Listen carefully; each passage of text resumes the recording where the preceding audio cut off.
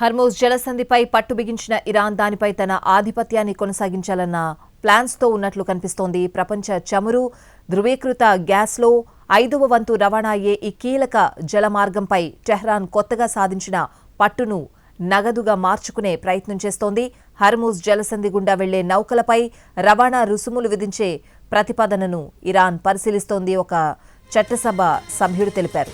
తమ శక్తి సామర్థ్యాలతో జలసంధిలో భద్రత కల్పిస్తామని, దానికి ప్రతిఫలంగా దేశాలు కొత్త మొత్తం చెల్లించాలని ఇరాన్ ప్రతినిధులు తెలిపారు. యుద్ధం ముగిసి సాధారణ పరిస్థితులు నెలకొన్న తర్వాత హర్మూజ్ జలసంధి రవాణాలో కొత్త విధి విధానాలు రాబోతున్నాయి. మాపై ఆంక్షలు విధించిన దేశాలపై మేము అటువంటి చర్యలే తీసుకునేలా నిర్ణయాలుంటాయని అన్నారు. ఇరాన్పై అమెరికా, ఇజ్రాయెల్ యుద్ధం ప్రారంభమైనప్పటి నుంచి తమ యుద్ధ ప్రత్యర్థులు, మిత్ర దేశాలతో సంబంధం ఉన్నాయని చెప్పే నౌకల కోసం జలసంధి గుండా జరిగే సముద్ర రవాణాను టెహ్రాన్ అడ్డుకుంటోంది. హర్మూజ్ జలసంధి ప్రపంచ చమురు మరియు గ్యాస్ రవాణాలో 20% వాటాను కలిగి ఉంది.